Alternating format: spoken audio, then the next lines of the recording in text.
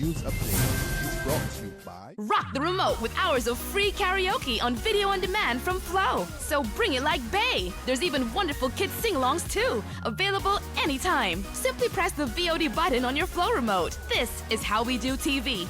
This is how we flow. This is the Barbados Today Afternoon Update for Tuesday, January 5. Thanks for joining us. I'm Fernella Wedderburn. A lack of funding has forced the state-owned Urban Development Commission to scale down on its housing projects by about 25%.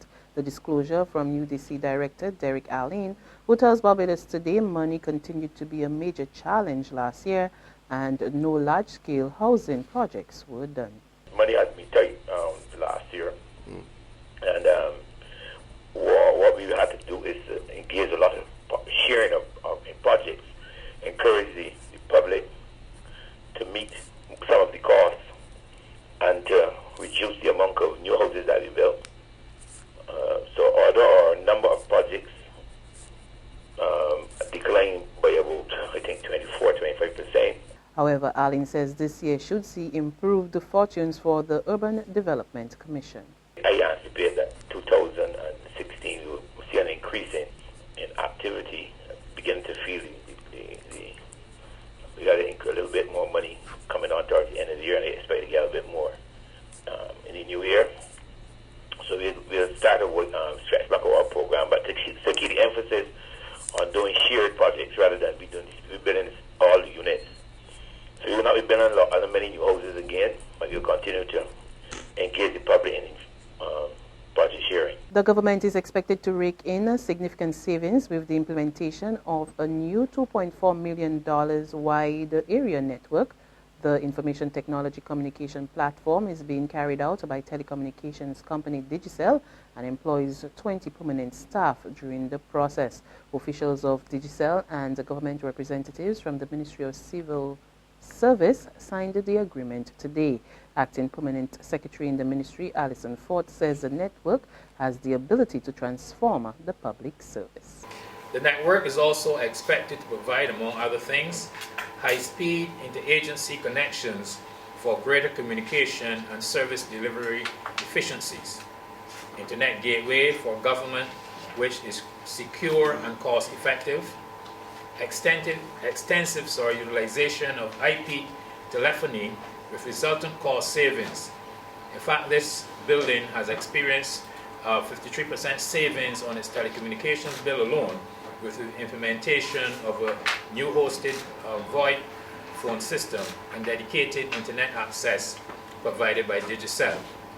This is expected to be replicated across the public service. The government is prepared to meet Muslim and Rastafarians halfway on the controversial requirement that their female members remove their headdress when taking official photographs. So says Attorney General Adriel Brathwaite after the issue over the headdress was highlighted by a Muslim woman who threatened to take the government to court. However, the AG revealed that a proposed amendment to the law which would allow both Muslim and Rastafarian women to keep their headdress while ensuring their faces are shown had been before the electoral office for some time. I'm pretty sure that that's a proposed amendment coming out of lots of looking at the law and stuff by the electoral office, and that they're proposing an amendment to the regulations that enables people to maintain their headdress while enabling us to be able to satisfy ourselves by the person in front of us and the person whose photographs we're taking, and the person, who when you present the photograph subsequently is the same individual. So that's been addressed, in other words. However, the Attorney General insisted that the move by government was not due to any threatened lawsuit. He said that there was a broader issue of national security to consider. It is something that we need to keep our eyes on. Because what happens in the rest of the world will happen in the region and will happen in Barbados. And as a member of government, as part of the national security apparatus, I certainly keep my eyes on it more and more because Barbados should come first. Not religion, not whatever convictions, A stop-and-search exercise in St. Joseph results in the arrest of a St. John man who is expected to appear in court today on several charges. 32-year-old Kramer Orand Charles of Four Roads will answer to 2 counts of possession of cannabis, 2 counts of possession with intent to supply, 2 counts of trafficking and the cultivation of cannabis when he appears before the District F Magistrates Court. Following his arrest on Sunday, where he was found in possession of a small quantity of cannabis, a search warrant was executed at his house where 147 seedlings were found.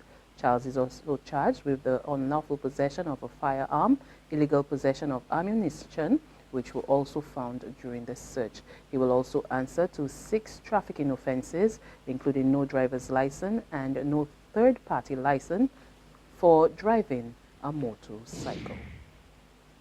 In sports, West Indies cricketer Chris Gayle has been fined $10,000 by his club for inappropriate conduct. This after he asked a TV reporter for a date in a live interview yesterday. Gayle has said he is sorry, but said the reaction was out of proportion. There wasn't anything meant to be disrespectful or offended to Mel, and if she felt that way, then I'm really sorry for that. There wasn't any harm, meant in that particular way, to harm any particular person in any particular way like that. And it was a simple joke. The game was going on, entertainment. Things get out of proportion, but these things do happen. So it wasn't any harm done, and like I said, I'll leave it at that, and I'm sorry for that, and then we'll just have to move on. Simple. In more cricket news, Australia pulls out of the Under-19 Cricket World Cup scheduled for Bangladesh later this month because of security and safety concerns. Cricket Australia also postponed the Test team's tour to the country back in October for the same reason. Ireland have been invited to replace Australia in the tournament. England and Scotland are still scheduled to take part in the event, which is due to run from January 27 to February 14. There's regional and international news after this short break. Secure your future, be financially strong. Since 1983, we have been there for you. A smart range of products, great tax benefits. We're the solution to your hopes and your dreams. The Barbados Workers Union Cooperative Credit Union. The Barbados Workers Union Cooperative Credit Union. Humble beginnings to smart loans, smart savings. Save smart and borrow smarter. That's the move for me. Stability, prosperity. We're the solution to your hopes and your dreams. The Barbados Workers Union Cooperative Credit Union. The Barbados Workers Union Cooperative Credit Union. To news from the region, local and international police are searching for an 18-year-old British man who arrived in Guyana nearly 3 months ago. More in this report from Mark Murray of Capital News.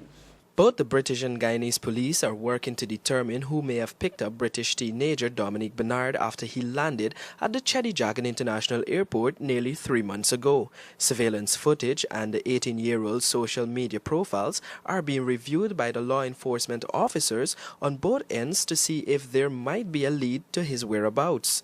Immigration departure and entry cards confirmed that Dominic departed London on a Caribbean Airlines flight for Trinidad before arriving in Georgetown on October 14 last. The teen's Jamaican father is now in Guyana hoping that he can locate his son or get leads as to where Dominic may have gone after stepping foot into this country. The young man was reportedly expected to return home since November last, but it was not until recently that the family members back in England realized that he did not return. The budding filmmaker has not been updating his social media profiles and has not made contact with anyone since he left England. A Facebook post by a relative said the young man was expected to stay in the Berbice area, but relatives there did not know of his arrival, and the family does not know of any other friends that he might have in Guyana. And on the international scene, tragedy on the high seas again involving migrants and refugees trying to cross to Greece. Reports say at least 17 bodies washed up on the Turkish coast, several of them children. The boats are thought to have capsized while crossing to the island of Lesbos. More than 1 million migrants crossed the Mediterranean in 2015, and the vast majority went from Turkey to Greece. According to the United Nations, over 3,000 of those were listed as dead or missing. And that's our Barbados Today afternoon update. But for the very latest, visit our website at www.barbadostoday.bb. Also, subscribe to our e-paper, our email updates, and like us on Facebook. We're also on Izumi Media in bus terminals or screenplay at supermarkets and gas stations near you, as well as Channel 101 on Flow TV and Mix 96.9 FM. I'm Frenella Wedderburn. Good afternoon.